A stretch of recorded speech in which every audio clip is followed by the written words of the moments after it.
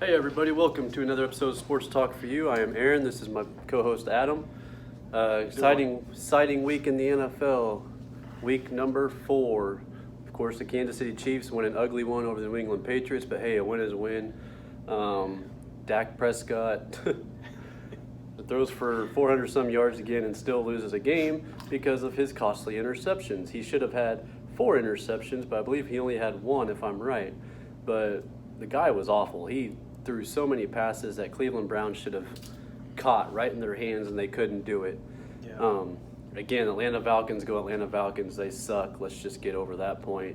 Same with the Jets. Same with the Jets on last Thursday night. They're terrible. Got beat to the Broncos. Of course, you wanted the Broncos to lose to get Trevor Lawrence, but that didn't happen. That's not going to happen because the Jets are going after Trevor Lawrence. Yeah. So let's get to MVP race. Russell Wilson is now, I believe, 14 touchdowns, 2 interceptions, 16 touchdowns, 2 interceptions through week 4. Aaron Rodgers is 13-0. Patrick Mahomes is 12-0. And Josh Allen, I believe, is 15-2 touchdown interception ratio. So MVP race, I'm saying Russell Wilson. Yeah, I'm still giving it to because Russell that Wilson. Offensive line is absolutely terrible, and the way this guy maneuvers out there. I'm a Chiefs fan. I'm not being biased. I'm not going Mahomes. I'm going Russell Wilson. The guy deserves it.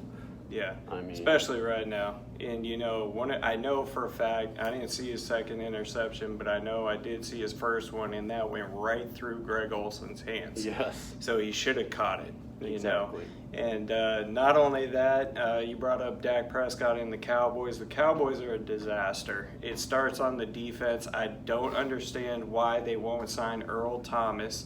It's like they have a thing. And they released Brandon Carr this week. Which is good because the guy's old and slow. No offense to Brandon Carr. I think he's around 36 years old now. So. And not only that, but you know what? It's like I said in the last video, Dak Prescott could throw for 800 yards. I know he threw for 500, this game. But he could throw for 800 yards and they'd still find a way to lose. He had a fumble, which led to 7 points, and an INT that led to the end of the game. The defense is terrible, but you shouldn't get down 38-14. No, and you got to drive that ball down. And let's not forget Ezekiel Elliott fumbling the ball again too. He's had 3 fumbles this year. Yeah, so. It's pathetic. I mean, it truly is. I mean, it's ridiculous that no onus falls on Dak Prescott at all. But look at his stats. Well, here's the thing. No wins. 1. The Atlanta Falcons, but do we really count that a win? But here's the deal that I've always criticized him on. He will not make the play that you need down the stretch. No, he won't. I mean, whether to tie the game or take the lead, he won't do it. Period. End of story. Let's go back to Seattle, the end of that first half. Throws the interception, and then the end of the game, he could have ran the ball for 15 yards, went out of bounds with about 12 seconds to go, but instead he throws the ball to triple coverage and it's intercepted in the end zone. Exactly, and it's his decision-making. If he wants to turn into a runner, which I highly agree with, because that's what happens when we went 13-3. You became both a passer and a runner, and you were successful at it. Why, for the last few years, you have turned away from that is beyond me. Yeah. So, enough of this Cowboy talk, because you know what? They have 3 number 1 wide receivers. If you were to put each guy on a different team, they would be considered the number 1 receiver, period. And then you have, granted, Ezekiel hasn't been Ezekiel per se, but he's definitely a top 10 running back. With one of the best offensive lines, even though they're all banged up a little bit, they're still considered a top 10, and yet you still do this. And by the way, I'm tired of the inconsistency of you throwing 200 yards in one quarter, then the next 2 quarters you threw for 50, and then all of a sudden you're down like 27 points and you're like, now I'm going to take chances? Yeah. Do it the whole game. I don't care. Set an NFL record for throwing 900 yards. I don't care. But the thing of it is this Cowboy team is frustrating on offense, yes, but stinks on defense. So Mike McCarthy, get it together, even though I don't necessarily blame him per se. I blame that offensive coordinator who, everyone's like, well, he's got the number 1 offense. Yeah, but you know what? He's got the number 1 offense because he's got to take chances because his team's always down.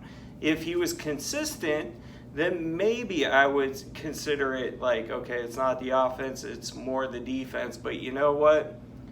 You're going to have to win shootouts because this defense ain't stopping nobody. And if you can't even do that, then guess what? You're only going to win, what, 2 games, 3 games? Exactly. 3 games right now? Now let's get to the COVID protocols.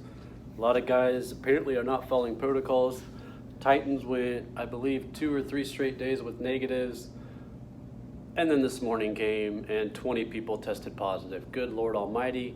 Tennessee, Buffalo probably going to be canceled this week, which is going to give Buffalo 2 weeks rest to play Kansas City, who plays the Raiders this weekend if they play. But Hurst, the offensive lineman for the Oakland Raiders, tested positive. Again, let's remember this guy was a, I believe, 2nd or 3rd round draft pick out of the University of Michigan. He suffered from a heart issue his freshman year in Michigan, which cost him to move back to the 2nd, 3rd rounds. He would have been a 1st round pick. So maybe this underlying health condition of his maybe is what caused him to get COVID. We don't know.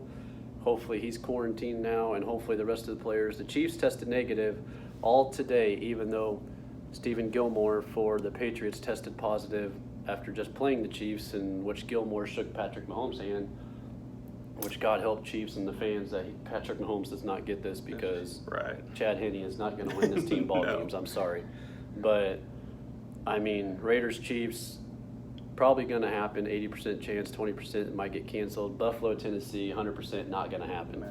20 players, and then I believe Patriots, whoever they play next, we don't know what the deal is on that, but this COVID stuff is not going away. It's going to happen. Players are going to get, we know Darren Waller got fined because he had a get-together last week at his house, so he got fined for that, but I mean, it's 2020, you know, it's COVID, it's going to happen. Players are going to get it.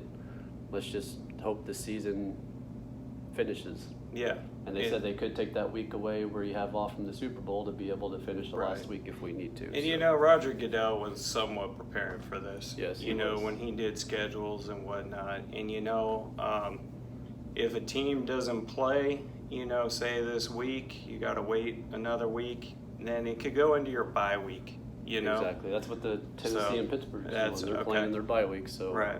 it will happen. But the fact that Kansas City's probably going to play, and then they got to come back play Thursday night against Buffalo, in which Buffalo is going to have a 2-week break. To me, that's just not fair. You know, No, I mean, but Kansas City 3 games in 11 Right. days. Buffalo. It'll 2 be games. interesting because you know what it'll show. It's like, well, if say the Chiefs lose, were they tired? Probably. But Yeah. then again, if the Chiefs win, could you say it's rust for the Bills? Sure. Probably. Yeah. But you know, it's going to be the battle of 2 extremes right there. Exactly. Never know. So but go Chiefs. yeah. All right, that's going to do it. Go ahead and subscribe. Comment underneath if you have any comments about this video. Let us know how we're doing. If you love our show, please subscribe to us. We promise we're trying to make it as great as possible. If you guys have any advice for us to make it better, please let us know, and we will go from there. So thank you.